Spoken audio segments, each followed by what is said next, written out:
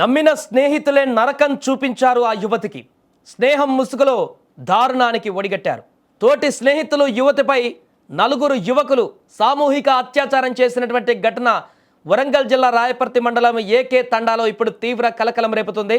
వరంగల్ జిల్లా రాయపర్తి మండలం ఏకే తండాకు చెందినటువంటి గుగులోత్ పూల్య రజిత దంపతుల కుమార్తె చిట్టి నర్సంపేటలోని కళాశాలలో నర్సింగ్ చదువుతోంది. ఆమె తల్లిదండ్రులు బతుకు తెరువు కోసం హైదరాబాద్లో నివాసం ఉంటున్నారు. చిట్టి ఏకే తండాలోని తన పెద్దనాన్న ఇంట్లో నివసిస్తోంది.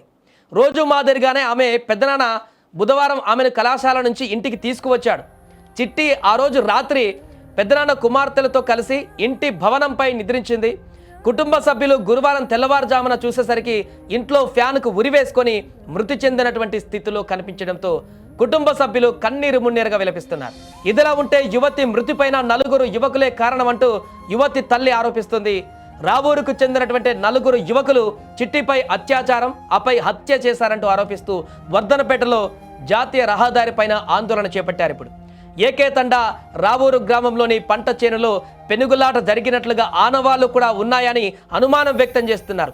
వెంటనే నిందితులను కఠినంగా శిక్షించాలంటూ కూడా డిమాండ్ చేస్తున్నారు. అయితే ఈ కేసులో ఓ యువకుడిని అదుపులోకి తీసుకున్న పోలీసులు విచారిస్తున్నట్టుగా కూడా తెలుస్తుంది.